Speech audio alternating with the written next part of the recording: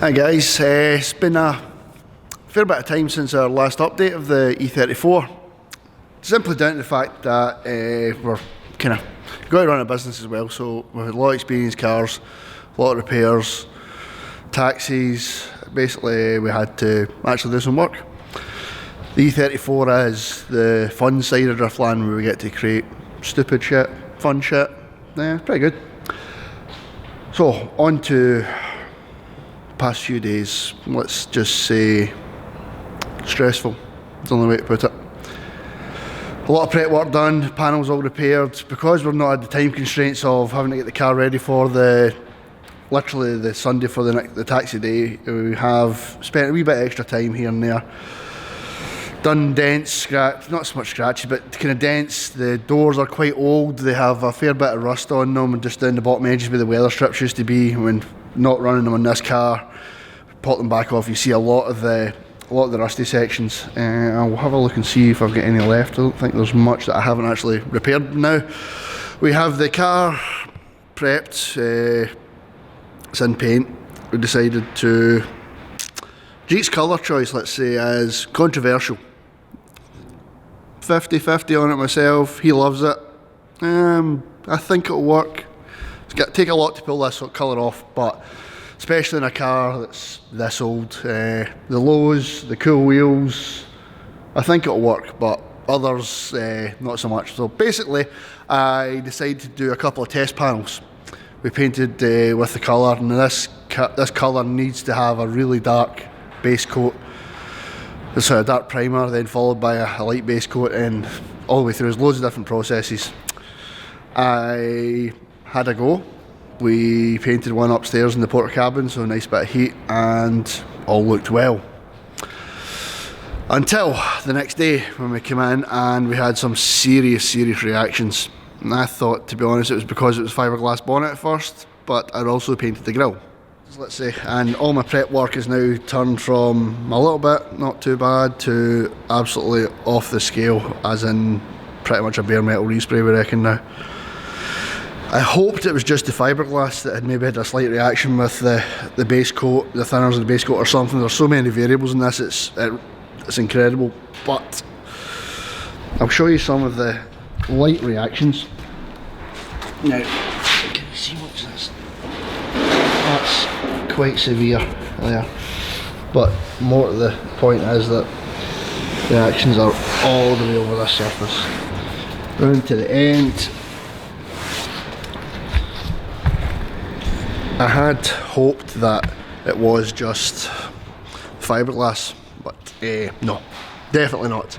The grille went exactly the same way. Now, the grille being metal and has multiple layers, we reckon it's a reaction that's happened with the base coat. It seems to just be the purple, the original colour that Jeek had it here, that's reacted with it. You see it kind of bubbling through. This is its fourth or fifth coat with Nitromores. Now when Nitromore's paint stripper comes out in the automotive environment, let's say, it's either a series rebuild, as in bare metal, or something's went seriously wrong.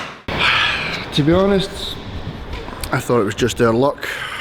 I'll rephrase that, just my luck, then things that went wrong.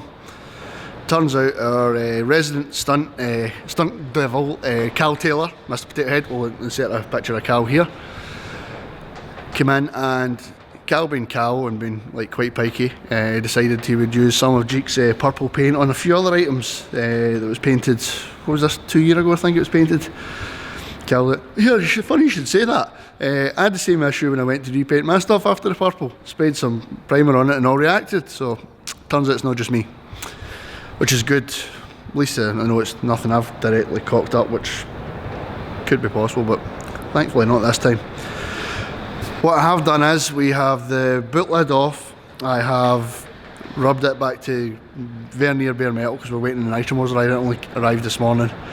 This is much easier, taking it back to bare metal than just a light sand. We have tried full bare metal and I have re-primed everything that's sitting upstairs just now. We'll just take a walk upstairs and we'll see how it looks. Going back to bare metal, I think we put 5 coats of high build primer on it. This should be literally back to new finish. We'll go up and check and see, make sure there's no reactions on it, and then we'll get some base coat on it later on. Fingers crossed. we should have won a watch and be able to paint the rest of it, because we were literally, I would say, what, 2 weeks behind just with prep work alone, and this has added at least another 4 or 5 days to the hell.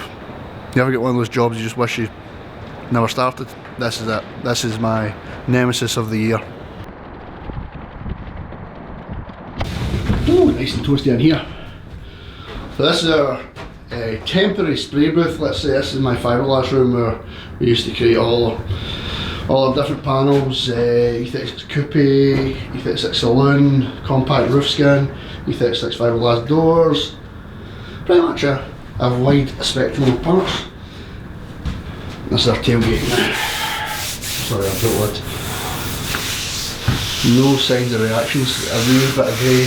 It's a black guide coat so I can sand this through and not breach through, which is what I'm quite worried about, is breaching through again, getting a real reaction. But I have to say, no, it's pretty good. Bit overkill for a drift car, but we had the extra time and make it look mint. The next day, I used what's called a 40 grit pad, really quite abrasive, and took as much as I possibly could of the purple base coat off of the boot lid. Now that worked, but left it very rough, so we went with 4 or 5 heavy coats of high build primer and a light sand back down with 500. Now this was another option for us to try, regards time wise as well, because to be honest it was nearly 5 hours by the time I'd paint strippered the grille, brushed it down, washed it off, prepped it, painted it with high build primer, rubbed it, and then attacked it with paint again. 5 hours just to do a grille was just way too much time, so we tried a different solution and it's worked. Just a lot more primer, a little bit more rubbing, but it took me about 3 hours to do the boot lid, which you can see area wise there's 5-6 times the amount of area, actual surface paint area on this. It took less time, so I'm going to go with that method. The 4 doors, the 2 bumpers all upstairs, which the other day I prepped, and to be honest I was quite worried because the front bumper is a combination of ABS plastic and a fiberglass splitter.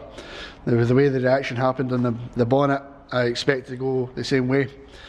Took my time, the prep work on it yet again, prepped it, cleaned it as best we could, and the difference we did this time was we washed everything down with fairy liquid. Fairy liquid's like the best, most effective form of degreaser that I've found for paint. It's personal choice, it's like methods that have been handed down through the years, let's say. Spent a lot of time in body shops, so this was one of the methods one of the older guys used, and it worked, and to be honest a lot of people still use it just now. It seems to degrease the panel, take any kind of oils and residual bird shit, you know, the usual crap out, and that method along with the 40 grit right back through to the previous base coat seems to have worked. I had a slight breach on the boot lid when I was rubbing the primer, and it has given us a very small reaction. I don't know if you can see it there no more. To be honest, I just need to live with it. I ain't repainting this again. But this is what I'm worried about. This wee tiny reaction here is where I just breached the primer I've put on, and it started to react again. It's going to be a slow and drawn out process. This has went from what was supposed to be a week's worth of paint to, I think it's in my 2nd week I'm into prep, just simply for the fact of these reactions. Couldn't have predicted it. It's the joys of working in old cars. We're back in the ivory tower, as we call it. This is where I make all the fiberglass, well, used to make all the fiberglass panels. We have the repaired front bumper. The wee cracks start to split back through here, but with Jeek we know it's going to get crashed again, so we'll just go with the flow. And this bumper's come up really well, considering how badly marked it was. Rear bumper's all primed up as well, so I'm hoping by the end of today we'll have 80% of the body parts all ready to go to paint. Lots and lots of manual rubbing. And through here we have the rear doors. front doors. Started running out of space, so everything starts getting attached to the walls. They've all come up really well. This door particularly had a massive, really be able to see it. It's had a massive ripple along the bottom of it.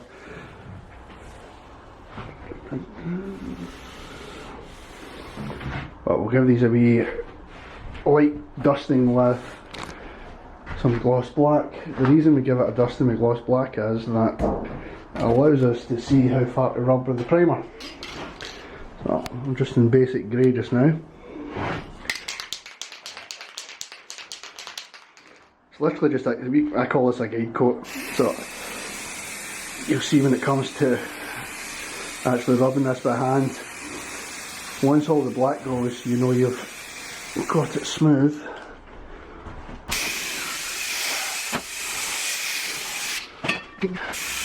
I'll show you a couple of different stages in this as we rub down to the 400. The next day. Morning guys. Long night. So, come in this morning and walked in the door and went, yeah, sounded a bit strange. I don't remember leaving that much of a mess, but I better just show you actually. Right, walked through the door and could see oil trail here. You know this? Going, someone has been in here and servicing their car, dropped oil all over the fucking place. And I went, no one's got keys. Turns out, about 2 or 3 weeks ago, I had a snowball sitting on top of my toolbox, right about here, and come in the next day and the snowball was gone along with the wrapper. Assumed some greedy fat bastard had nicked this greedy fat bastard's snowball and eaten it. Turns out it was a rat, and Mr. Ratty, by the looks of it, has decided to go for the dip tan, and he has fallen into this large vat of used oil. Had a wee shake, so a bit of spatter everywhere, and ran under here, messed a bit in here for a while by the looks of it, and a wee shake, come back out, shot back along the same path, down here. Right. Safe to say that his dip tan has went quite darker than I think you would expect. I'm going to track this wee prick down and kill the fucker. He seems to have been shooting about the place. Anyway, on to more things. Jeek's E34 is coming together nicely, even though it's a fucking pain in the arse time wise.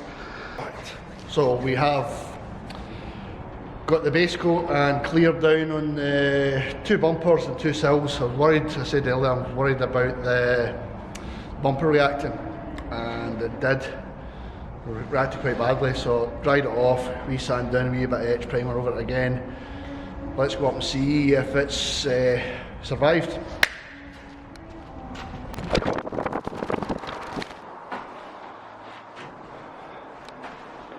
Yeah, bar little reaction just here, which I can live with, and you see it's actually started to react up in there, but that's out width of good. I'm actually really happy with that, considering it was fucked earlier.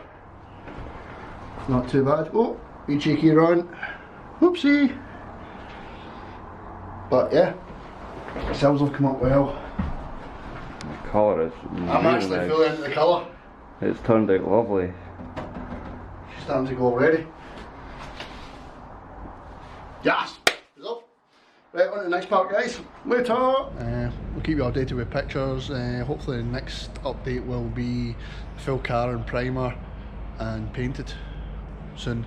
We're just waiting for the hubs to come so we can get them on the front, get the car out on track, and make sure that our ultra lows with the ultra spec wheels is going to work, so that I don't do all the work to the wings and then Jeek goes out and tests it and bends a wing. Here's hoping that's not the case, but stay tuned. If you're not subscribed already, please subscribe so we can do more cool shit like this. Cheers guys.